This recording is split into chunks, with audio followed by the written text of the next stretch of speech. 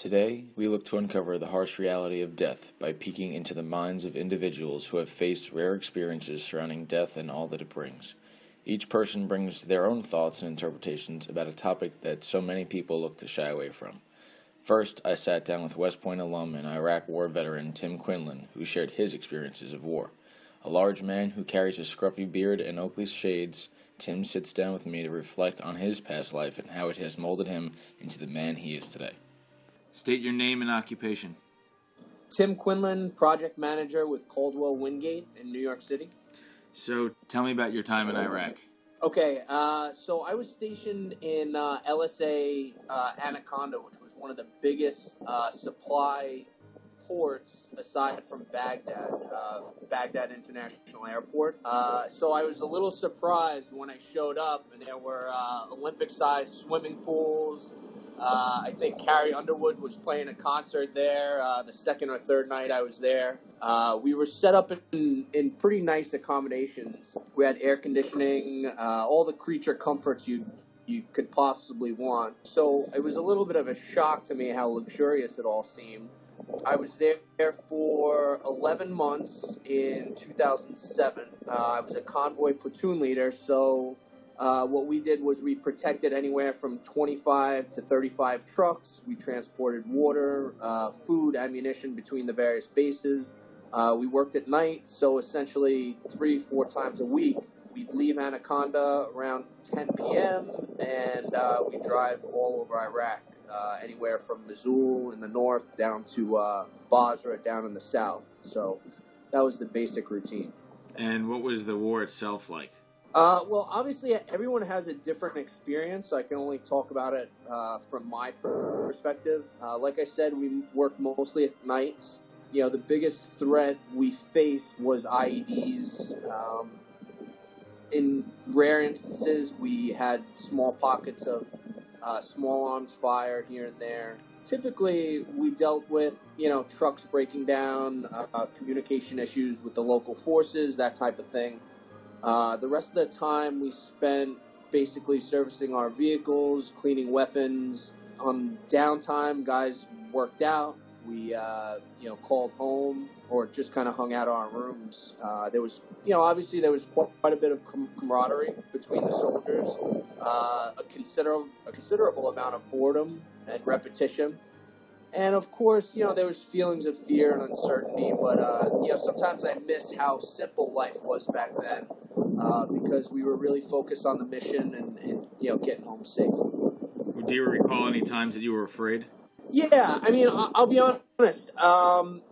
My biggest fear was not making it home to my family, and what that would do to my mom and dad, because I know if the roles were reversed, I know that that would be a pretty tough thing for me to deal with. So I was always fearful that if something happened to me, that it would really affect my home life. That was probably my biggest fear. I remember coming home. Sometime it was like May of '07, and we had a big family party. And not 5 days before that, we were attacked, and my lead gun truck lost his life. And I remember thinking at the dinner table, like, I'm so terrified if my mom ever knew, that these things went down, because I know she'd be nervous and worry about me. So that was really my biggest fear, was kind of, letting them down or putting that fear in them. And did the war change you at all? There's definitely a desensitization process that goes on when you go through any service, Army, Air Force. You're indoctrinated with, service, mission first, that kind of thing. So you can imagine it might be difficult to come home and be a little league coach and make that transition. But, to be honest, like, my family and friends were so great coming home, and I had such a great support system that, I don't think I changed that much. I know a lot of soldiers that came home and they didn't have that support system. So to fill that void, that transition, they resorted to unhealthy, drugs, alcohol, whatever the case may be. And has your time in Iraq changed the way that you perceive death? Yeah, so I would say that, as I get older, I think that the sacrifice that our soldiers have made, and even my friends, I know guys that I went to school with, the sacrifice becomes so much more poignant to me because, now that I have a family, I go home and I see my daughter, my son, and I think, I think about what those guys gave up, and it's, I guess that's kind of what I took away from it, is that, I try to be as thankful as possible for every day. And I also try to think about those guys and think about, they didn't get to go through all the, great experiences that I've had since I've left the service. And, it really kind of hits home a lot, when you go to Arlington and you think about all those sacrifices. And I guess as I get older, I kind of appreciate it that much more. Next, I sat down with Grandpa Jim. After catching up on his recent hole-in-one and Sergio's awesome finish at the Masters, I told him that I had some questions about his perspectives on life and death in the wake of my grandmother's passing in 2011. As he recalled his memories growing up with my grandmother and those final days of her battle with cancer, the gray-haired man took off his glasses, blew his nose, and shared his thoughts. State your name, age, and relation to me. My name is James Baranello. I am 75 years old, and Drew Baranello is my grandson. So, when and where did you meet my grandmother, and how long had you guys been married? I met her at a friend's party, I would say in 1957, thereabouts. We started dating shortly thereafter because I believe she had a sweet 16. I was 15 at the time. She was just turning 16. And she had a 16th birthday party at her house in her basement. And her father had an unfinished basement. We had all our friends that we used to hang around with from Woodhaven, Queens. And it was interesting because her father gave everybody one beer. Now, he was of German descendancy, so one beer to him meant nothing. It was no big deal. And I thought that was very interesting. But that's when we met. That's how long I've known her. And what was your favorite thing about Grandma? Her fastidiousness, her caring, her joie de vivre, her love of life, very immaculate, very organized. For the 49 years that we were married before she passed, I never wrote one single check out of our checkbook. She took care of all the books in the house, and she did it all in pen. And if that bank statement was off by 2 cents, she'd spend 2 hours trying to find that 2 cents. That's the way she was. She was a real German-minded individual, European. She was a first-generation German-American. Her parents were born in Germany. She spoke, she didn't speak it so much when I knew her, but her first language was German. And she could write it, and she could speak it if she had to, and she could read it. As a matter of fact, she used to communicate with her cousins in Germany. So, tell me about Grandma's diagnosis. Yeah, well, she was diagnosed with clear cell carcinoma, which was endometrial cancer. But it's the same cancer as ovarian cancer. It's just not a long life for somebody her age, even though she fought it valiantly. It just was not going to happen. Now, I see that now and realize now that she was fighting a losing battle, even though the doctors kept telling us, no, definitely we can cure you, but it just didn't happen. So what was it like when you and Grandma both found out that she was terminal that particular day? She was more supportive of us. She said, we'll be fine. The woman never had any pity on herself at all. None. I think she worried more about me than she did herself. And she never complained. She took her medicine. She took her chemo. Whatever. The only thing that she did not want was to go to a hospice. And when it got close towards the end, she just said to me, please, I don't want to go to hospice. I said, honey, not on my watch. And how has Grandma's death influenced your outlook or your perception of death? Well, we're all going to die. As I get older, I'm more than willing to accept it. The kind of death, though, that anybody wants is something quick and not lingering. I would not want to. I don't think that I would be as good a patient as she was. She just took it, and I'm amazed when I think back. Never once ever complaining. I mean, all right, I did more complaining than she did because I had to drive her all the way into the Bronx for her chemo. But she never complained. She sat there for 8-9 hours with that needle in her arm and that poison going into her body. She'd feel it crappy for a couple of days, and then she'd bounce right back. And she lost her hair twice. In the interim, we were able to come back down to Florida for a few months. We really thought we had it beat, and we were kind of celebrating. Her hair grew back. She was back in society. She was happy. And then we were told after a test was formed, they did a test out here, found out that it started to grow again, and they ordered her back for more chemo, and then she lost her hair again. The third bout was when she couldn't take that chemo. It affected her too badly. She ended up with all kinds of rash, made her very, very uncomfortable, and the doctor took her off of it. And then we ended up going to the hospital because that was even easier. And that was the end of it. Once the doctors told us that there was just no more cure for her, she just resigned to the fact that that was it, and she made the best of it. And has her death shaped the way that you live your life day by day, and do you think differently or do anything differently after Grandma's died? Yeah, I'm more appreciative of life. I am very fortunate. I met a very wonderful woman that I married. God was good to me. He found me a second mate, which is a very tough thing. How am I looking on life? I take it a day at a time. I try to enjoy the people around me, my family, and make the best of it. Fortunately, I think I'm pretty healthy. I got a few aches and pains, but so does everybody my age.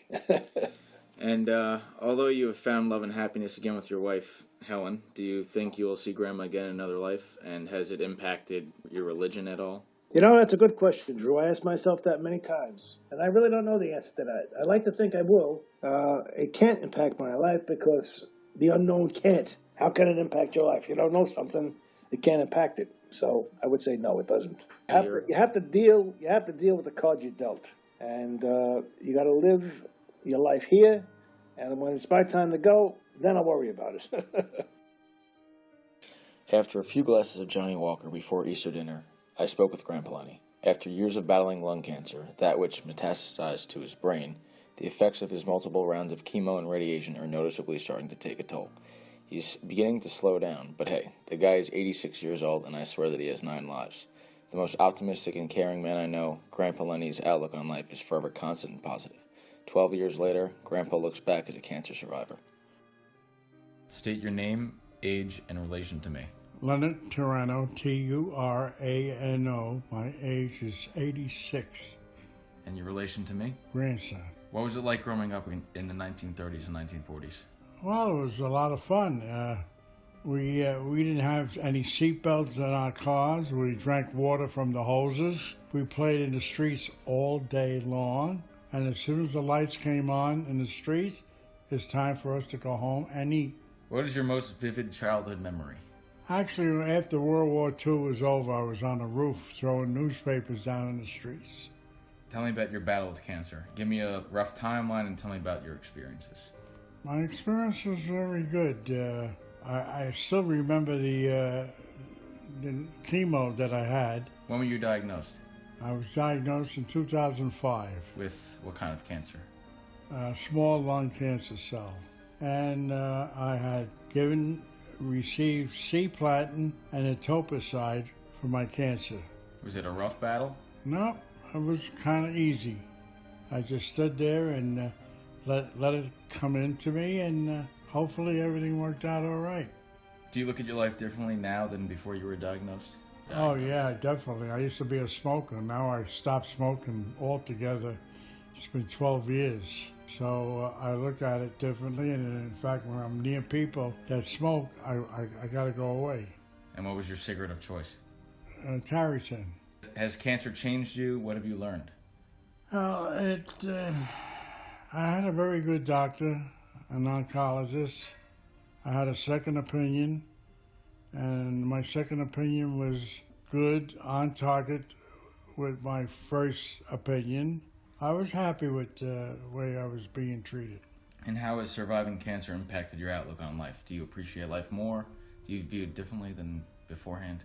No, I was happy that I followed the instructions. I let them do what they wanted to do, and I had all kinds of tests. It's quite an extensive amount of examinations that I went through.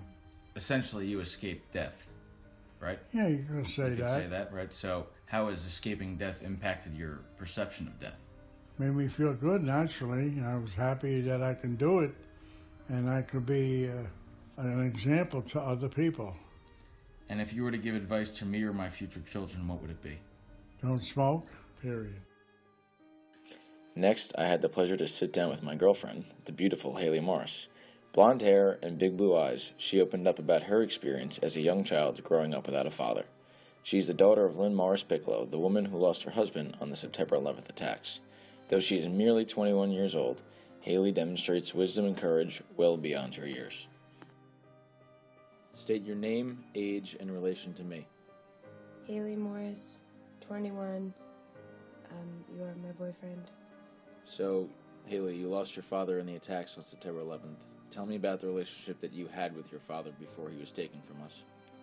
We were close, like every other father and daughter, I guess. He used to always call me the baby because I was the youngest. He used to tie my shoes, and when I would say pull out the tongue of the shoe, he would reach into my mouth and pull out my real tongue. And I always remember that. And he used to take me to soccer practice, baseball practice, all of that. He used to talk to me when I didn't have any friends. So, tell me a little bit about how his death impacted your childhood and growing up. I mean, it completely shaped who I am now and kind of destroyed my childhood, honestly. There was like a 2-year period where I didn't really talk.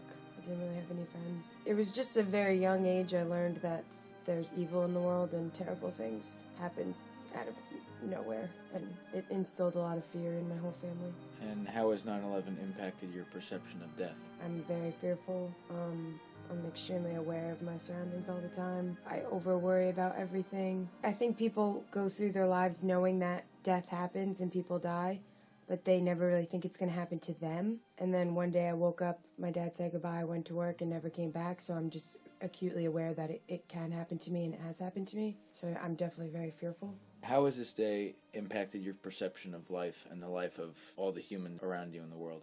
I mean, I guess it'd be a cliche to say to appreciate every day, but you really just have to appreciate every day. You have to think of, as dark as it may sound, like think of every moment as it could be your last. Because, I mean, that morning, like, my dad went downstairs to the basement, worked out, came back upstairs, made us eggs, and got on the train and went into the city, and he was doing his normal routine, never in a million years thought that that was going to be his last day. So you just have to not take things for granted and not take everything so seriously, because in the grand scheme of life, as long as you're happy and healthy and with the people you want to be, every day above ground is a good day. Has this day impacted how you live your life day to day? It definitely, in high school, I had I still do have this kind of personality where I don't really get too hung up on things, especially schoolwork, which may or may not be a good thing. But I just kind of always felt that I kind of saw the world end there for a minute, so now nothing is ever really going to be that bad. So if I fail a test, it's really not that bad.